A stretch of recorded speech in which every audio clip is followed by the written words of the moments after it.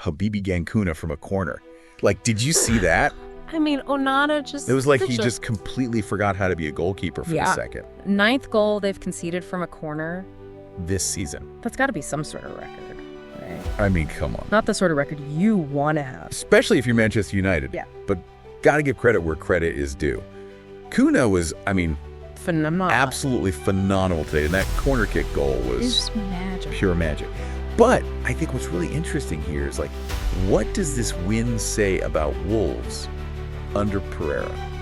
2 for 2. 2 games. 2 wins. 2 wins. And a team that was leaking goals for fun. Yeah, they've tightened right up. Looks defensively solid now. Very solid. It's like he flipped a switch. Yeah, he's matched the... already. His predecessor's win total in, 2 games? It's insane. And it's not even just the wins, it's the way they're playing. Like, remember all that doom and gloom around Molineux, like, just a few weeks ago? Completely different team. They're gone. It's like he bottled all that Christmas cheer from that pub visit with the fans and injected it straight into the squad. I think there's a belief now with Wolves, you know? Oh, absolutely. And I think the manager's tactics are a big part of that. 100%. You know, he's got them playing with real intensity, real purpose. You look at Cunha, for example, he's given him the freedom to play. Yeah. That back heel in the first half. So good. Led to the penalty, pure class. Don't forget the assist for the Hwang Hee-chan goal as well. Yeah, he was. The man is a walking highlight reel. But while Wolves are flying high, United are, well, stuck in a bit of a rut, I think it's fair to say. Yeah, 4 defeats in 5 now. 14th place. Yeah, not pretty. And Bruno Fernandes, our fiery captain, picks up another red card. 2 yellows? It was a bit of handbags with Semedo. Mm-hmm. I mean, is it the same Bruno who was known for his cool head just last season? It's worrying, isn't it? 3 reds this season. You remember Vidic back in 08, 09. Went from, rock at the back to racking up reds. Is there something more to it than just losing his cool? Could be pressure, tactical frustration. Is there something similar going on with Fernandes? Makes you wonder. Especially with United struggling the way they are. Yeah. No rhythm, no cohesion. They're missing that Rashford spark up front as well. And that Amorim triple substitution in the second half didn't really change the game, did it? Makes you wonder why Rashford's still on the bench. Yeah, tough one that is.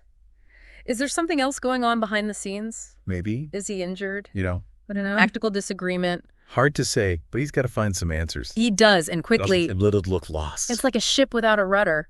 Speaking of lost, someone needs to find Onana a compass and point him towards his goal line. Yeah. 9 goals conceded from corners.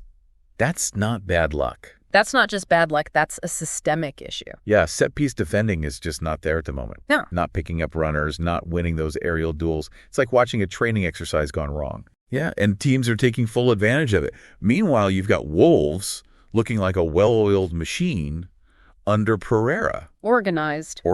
Disciplined, and so clinical when they get a chance. Yeah. It's a complete transformation from the team that was sleepwalking towards relegation just a few weeks ago. He's instilled a real belief in that squad. You can see it. Body language, their work rate desire. They're playing for each other. They're playing for the manager, and they're playing for the fans. And Cunha. Oh, he's the conductor. He's pulling all the strings. Making the beautiful music happen. Now, let's not forget about Hwang Hee-chan. First goal of the season? Yeah, his first Premier League goal of the season. And what a way to seal the deal for Wolves. I mean, that assist from Cunha. Unselfish. Pure generosity. He could have gone for goal himself. He could have done. Saw his teammate in a better position, just laid it on a plate for her. Exactly. He's not just a goal scorer. He is a team player. He makes things happen for himself and for others. And Wolves have been crying out for a player like him for years, and they finally got him. Yeah. But let's go back to that Fernandes red card for a second. It was a rash challenge, no doubt. It was. But was it really a second yellow? That's a tough one. I mean, technically, yes, it was a foul, but, real intent to injure Semedo, I'm not so sure. I don't think so. Maybe a bit of frustration boiling over. Yeah. A little bit of a mistimed tackle. It felt a bit harsh to me. Yeah, maybe the ref was a bit card happy. Yeah. So Fernandes was fired up, but it didn't feel like a malicious challenge. No. But that's football. Sometimes the calls go your way, sometimes they don't. Yeah. This time it went against United, and having to play with 10 men for over an hour, that's a tough ask. It's an uphill battle from that point on. Yeah. And speaking of, lack of energy, I mean, United's performance as a whole was just flat. Yeah. No creativity, no urgency, no real attacking threat. It's like they've lost their identity. They look like a team that's lost its way. Emeram's got a puzzle to solve here. How do you fix a team that's linking goals at one end and misfiring at the other? Yeah, I mean, he's got to tighten things up at the back for sure. But I think more importantly, he's got to inject some creativity back into that attack. Yeah. They need to start creating chances, scoring goals, rediscover that swagger that made them such a force. Yeah. Easier said than done, though, isn't it? Yeah. Especially with the pressure mounting. Yeah. This losing streak has got to end at some point. Yeah, or things could get very ugly for him. Exactly. He's a good manager, though. Oh, he is. But this is a real test. Big test. Of his abilities right now. Yeah. Can he turn this ship around, or is this the beginning of the end for him at Old Trafford?